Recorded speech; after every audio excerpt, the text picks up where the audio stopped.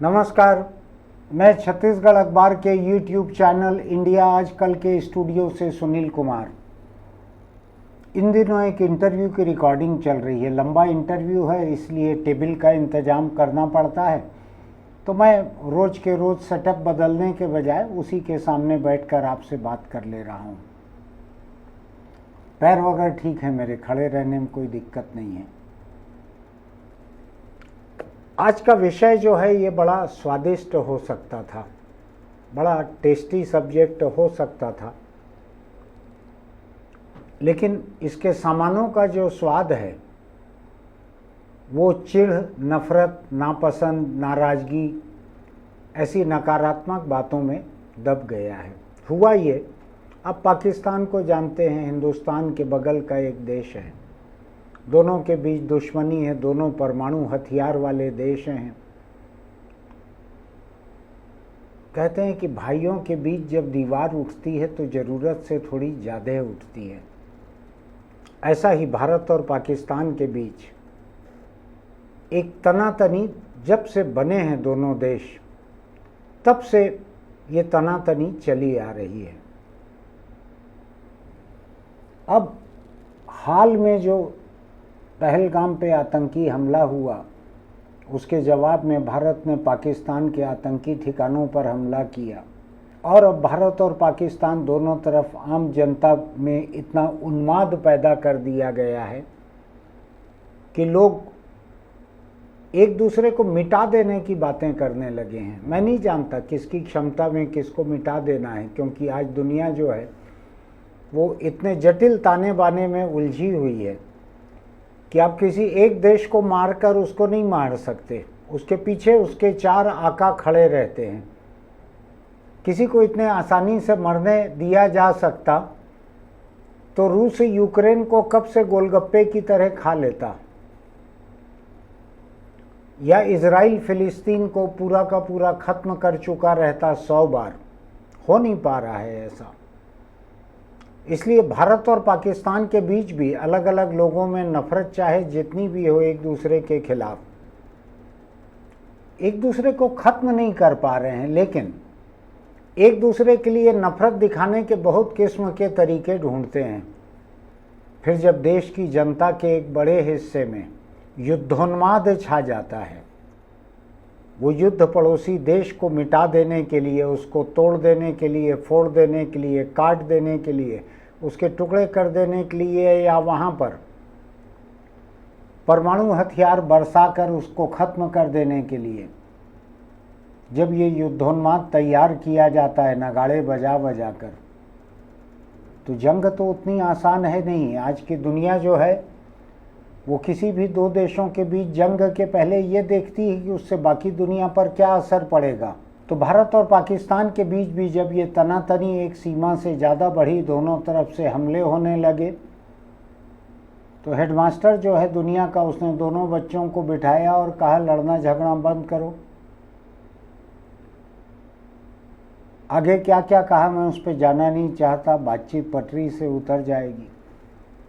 अब दोनों देशों में एक दूसरे के टीवी कार्यक्रम, सिनेमा, साहित्य, इन सब के खिलाफ फतवे चल रहे हैं, माहौल चल रहा है। मैं हिंदुस्तान की एक खबर देखकर थोड़ा सा हैरान हूँ। वो खबर आपको पढ़कर बताता हूँ। एनडीटीवी की खबर है, झूठी हो नहीं सकती ये खबर। मैं किसी टीवी चैनल की गारंटी नहीं लेता, लेकिन ये खबर गलत नहीं हो सकती एनडीटीवी की। उसने लिखा है, जयपुर शहर की मिठाइयों के नाम से दुकानदारों ने पाक शब्द हटा दिया। मोती पाक को मोतीश्री कर दिया है। आम पाक, गोंद पाक, मैसूर पाक जो था उनको मोतीश्री, आम श्री, गोंद श्री, मैसूर श्री बना दिया गया है। कितनी अच्छी बात है, श्री लगा दिया सब चीज़ों में। एक कोई बाबा भी हैं सफ़ेद कपड़ों वाले, दाढ़ी वाले, वो अपने नाम के आगे शुरू में 2 बार श्री लिखते हैं। मैं समझ नहीं पाया। मैंने अखबार नवीसी में सीखा था कि एक श्री बहुत होता है, अधिक से अधिक। मैं तो उसका भी इस्तेमाल नहीं करता। वो बाबा जो हैं वो 2 श्री लिखते हैं वो, आर्ट ऑफ लिविंग नाम का एक कोर्स चलाते हैं। तो ये आर्ट ऑफ श्री भी उनको एक छोटा सा सर्टिफिकेट कोर्स चलाना चाहिए कि अपने नाम के आगे 2 बार आप कैसे श्री लिख सकते हैं। ये कोई भी ग्रामर जो है वो इसका सपोर्ट नहीं करेगा। खैर, बाबा को अपन अलग रखें। खाने पीने की मिठाइयों की अच्छी बात हो रही है, इसमें किसी बाबा को क्यों लेके आए। तो हिंदुस्तान के जयपुर शहर में मिठाइयों के नाम के साथ पाक शब्द हट गया। मैसूर पाक मैं नहीं जानता अभी मैसूर में हटा है कि नहीं, क्योंकि मैसूर पाक नाम से ही मिठाई बिकती है, कर्नाटक के मैसूर के नाम पे बनी हुई। लेकिन थोड़ा हैरान हूँ मैं इसको देख के। मैंने चैट जीपीटी से पूछा और जगहों पे पूछा कि भाई ये राज क्या है ये पाक का, मुझको बतलाओ कि मिठाई के नाम में पाक आया कहाँ से था। तो चैट जीपीटी मुझको बताता है पाक का मतलब है पकाया हुआ या शुद्ध, ये 2 चीज़ें बताता है। कहता है बहुत सारी मिठाइयाँ हैं जो किसी खास विधि से बनाई जाती हैं, इनमें से कई मिठाइयों के नाम के साथ में पाक रहता है। 2, 4, 6 मिसाल भी दी है। मोहन पाक, मोहन शायद कृष्ण का भी एक नाम है। तो मोहन पाक ये बेसन, घी और शक्कर से बनी हुई मिठाई गुजरात और राजस्थान में लोकप्रिय है। मोहन पाक एक बेसन पाक होता है, ये मेरा खाया हुआ भी है बेसन पाक। ये बेसन को घी में भूनकर और शक्कर की चाशनी के साथ बनाते हैं इसको। एक दूध पाक होता है, ये गुजरात में बनने वाली एक खीर है। ऐसे बहुत सारे, पाल पाक होता है दक्षिण भारत का। ऐसे बहुत सारे मिठाइयों के नाम हैं। दूसरी तरफ आपको ये देखना होगा कि जहाँ खाना बनता है हिंदुस्तान में, उनमें जहाँ संस्कृत शब्दों का इस्तेमाल किया जाता है उसको पाकशाला कहते हैं, रसोई घर को। जिसको किचन कह सकते हैं, रसोई घर कह सकते हैं, उसको पाकशाला कहते हैं। मैंने देखा हुआ है बहुत सारे मंदिरों में, मठों में जाने पर आपको लिखा दिखेगा पाकशाला। वो पाकिस्तान की स्कूल नहीं है, हालांकि आप उसको गूगल वगैरह से ट्रांसलेट करेंगे तो वो बतला देगा आपको कि ये पाकिस्तान की स्कूल है। ऐसा आप उधर बम उम बरसाने का मत सोचना, पाकशाला पढ़ के खाना पकाते हुए लोग मारे जाएंगे। ऐसा कहिए पाक कला, पाक कला में निपुण लड़की है। अब लड़कियों को बायोडेटा चेंज करना पड़ेगा। हिंदुस्तान की ऐसी लड़कियां जिन्होंने संस्कृत का ये शब्द रखा है। अब मैं नहीं जानता कि संस्कृत का जो कोर्स है हिंदुस्तान की स्कूलों में, कॉलेज में, उनमें से पाक शब्द को कैसे उड़ाया जाएगा। एक है तरीका, कंप्यूटर पे एक तरीका है, पूरी की पूरी किताब डाल दीजिए उसमें डिलीट पाक, तो सब जगह से हट जाएगा। अब वो मैसूर हो जाएगा मिठाई का नाम। ऐसे ही पाकशाला शाला हो जाएगी, पाक कला केवल कला हो जाएगी। पाक विद्या भी है, खाना पकाने की विद्या। पाक शास्त्र भी है, खाने पीने से जुड़ा हुआ शास्त्र। ऐसे बहुत सारे शब्द हैं। मधुपाक, देवताओं को अर्पित किया जाने वाला मधुयुक्त पदार्थ। मधु यानी शहद होता है। अब मैं नहीं जानता अगल बगल का कोई और देश उसका कुछ नाम। अब मान लीजिए श्रीलंका से तनातनी हो जाए तो हिंदुस्तान में राम कथा से अगर लंका शब्द को ही हटा दिया जाएगा तो क्या बचेगा। वैसे रामचरितमानस पे जितने तरह की पीएचडी हुई है उसमें एक पीएचडी ये भी हो सकती है कि रामचरितमानस में लंका शब्द का उपयोग कितनी जगह का है, छांट के रखिए। कल के दिन तनातनी हो जाए हिंदुस्तान के साथ। लेकिन संस्कृत में पाक का मूल अर्थ संस्कृत में होता है पकाना, परिपक्व करना या शुद्ध करना। और जैसा कि कुछ लोग कहते हैं, मैं तो नहीं जानता, इतिहासकार नहीं हूँ, कई लोग कहते हैं कि उर्दू जो है पाकिस्तान की ज़ुबान या हिंदुस्तान के मुसलमानों की ज़ुबान या हिंदुस्तान के कुछ दशक पहले के तमाम लोगों की ज़ुबान, वो ताज़ा है, वो 100, 200, 400 साल की होगी। लेकिन संस्कृत को तो देव भाषा का दर्जा मिला है हिंदुस्तान में। और हिंदुओं का मानना है कि संस्कृत, तमिलनाडु के लोगों का भी मानना है कि संस्कृत जो है वो हजारों बरस पुरानी भाषा है, देव भाषा का दर्जा प्राप्त है इसको। काफ़ी कठिन है, देव भाषा रहेगी तो कठिन ही रहेगी। तब मैं जरा सा हैरान होता हूँ कि आपको पाकिस्तान नापसंद है और आप पाक शब्द को सब जगह से हटा दे रहे हैं। कहाँ तक पहुँचेगी ये चिढ़? कितने शब्दों को हटाएंगे, कितने शब्दों को बदलेंगे? क्या लोग सचमुच में बदल पाएंगे? क्या पड़ोसी दुश्मन देश से नाराज़गी की वजह से, नफरत की वजह से हिंदुस्तान के लोग अपनी ही हजारों बरस पुरानी भाषा के शब्द को खत्म कर देंगे? ऐसा किया जा सकता है क्या? आपका किसी से झगड़ा हो गया, मान लीजिए, उसने आपको बड़ा बेइज्जत कर दिया और आप जब घर लौटे तो उसी झगड़ालू के नाम पे आपके घर के बच्चे का नाम है, तो आप क्या करेंगे? घर के बच्चे का नाम बदल देंगे या बच्चे के साथ कोई हिंसा करेंगे? क्या करेंगे आप? मैं सुझा नहीं रहा हूँ, मैं सवाल कर रहा हूँ। ये जहाँ कहीं भी हो रहा है, सरहद के पाकिस्तान की तरफ भी इस तरह के फतवे निकल रहे हैं। वहाँ भी कुछ मंत्री ऐसे थे जिन्होंने बार बार परमाणु हथियार शब्द का इस्तेमाल किया, जिसकी वजह से एक भाई है दुनिया का, डोनाल्ड ट्रंप नाम का, उसने कहा कि ये N word, nuclear word, nuclear हथियारों के, परमाणु हथियारों के करीब पहुंच गए थे दोनों देश। फिर दोनों को बैठा कहा मैंने धंधा बंद करवा दूंगा दोनों के साथ, तो फिर माने दोनों। ऐसा उसने कहा है, मैं नहीं जानता सच है कि नहीं, क्योंकि वो आदमी दिन भर में करीब 26-27 झूठ बोलता है। ये मैंने चैट जीपीटी से पूछा था कि ट्रंप दिन में कितना झूठ बोलता है, उसने कहा एवरेज 26-27 है दिन का।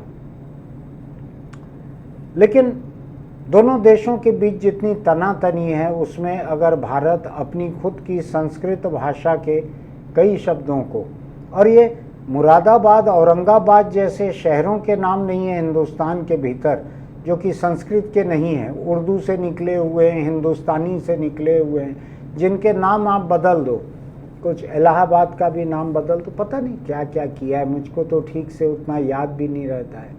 कोई एक शहर का नाम शायद प्रयागराज कर दिया है, किसी का कुछ कर दिया है, ऐसा।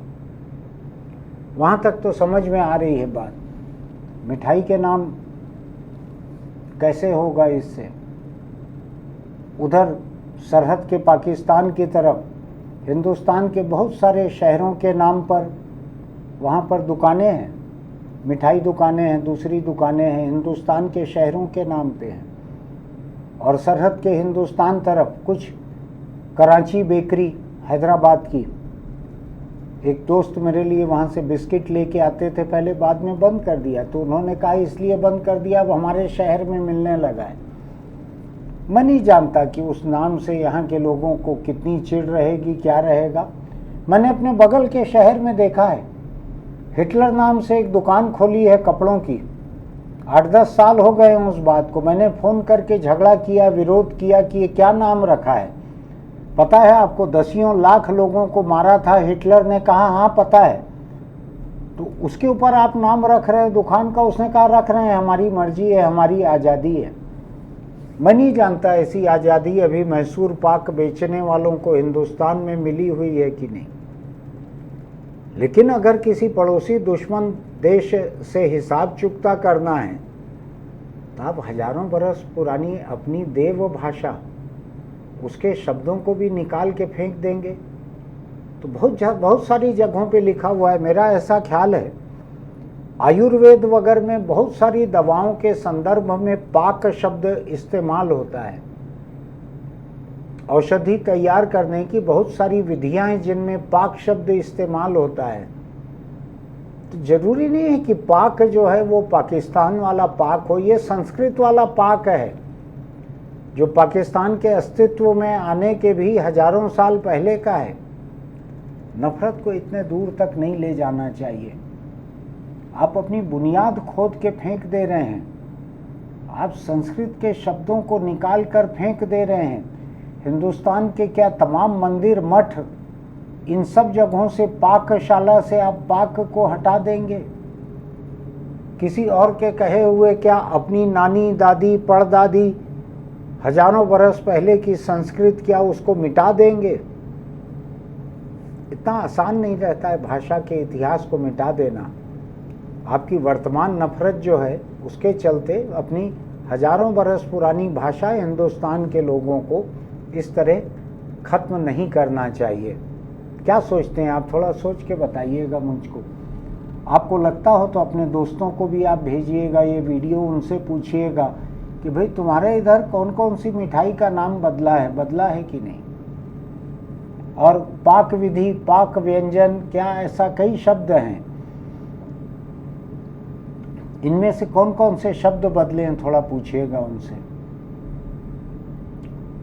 आपको जो जो मिठाइयाँ पसंद है जिनके नाम पे पाक आता है उसके नाम पे श्री लिख के देखिए, आपको लगेगा कि कोई स्कूल का नाम आ गया है ऐसा। चलिए फिर मिलेंगे, इस पे चर्चा कीजिएगा अपने दोस्तों से कि क्या होना चाहिए। चलते चलते एक छोटी सी अपील, आपको अगर लगता है कि हम जिंदगी के असल मुद्दों पर समझदारी की कुछ बात करते हैं तो हमारे YouTube चैनल इंडिया आजकल को सब्सक्राइब कीजिएगा, नोटिफिकेशन की बटन दबाइएगा, लाइक कीजिएगा, कमेंट बॉक्स में लिखिएगा, दोस्तों को भेजिएगा। एक और समझदारी की अपील आपसे कि अगर आपके सिर के भीतर एक दिमाग है तो उसको बचा के रखिए। वो पूरे शरीर को कंट्रोल करता है, कंट्रोल टावर है वो, इसीलिए सबसे ऊपर दिया है ईश्वर ने और खोपड़ी के भीतर उसको ढांक के दिया है। तो इसको बचा के रखिए। आप ईश्वर को मानते हैं तो ठीक है, मेरी तरह कुदरत को मानते हैं तो भी ठीक है। अपने सिर को बचा के चलिए, उसको दिमाग को बाहर नहीं दिया है कुदरत ने। तो कोई हादसा होता है तो दुपहिए पर चलने वाले सबसे पहले मरते हैं सिर फटने से, सिर से खून बहने लगता है, मर जाते हैं। हेलमेट को ईजाद इसीलिए किया गया था कि किसी हादसे की हालत में, फैक्ट्री में भी इस्तेमाल होता है, लेकिन मैं सड़क की बात कर रहा हूँ कि अगर आप दुपहिए पर चल रहे हैं तो हेलमेट लगा कर रखिए। आप मान के चलिए, भले मेरी कही हुई बात झूठ हो, आप मान के चलिए कि आपके खोपड़ी के भीतर जो दिमाग है इतना बड़ा, वो महत्वपूर्ण है आपके लिए। आप मान के चलिए, अपने परिवार के लिए उसको बचा के रखिए। बिना हेलमेट दुपहिए पर मत चलिए। फिर मिलेंगे।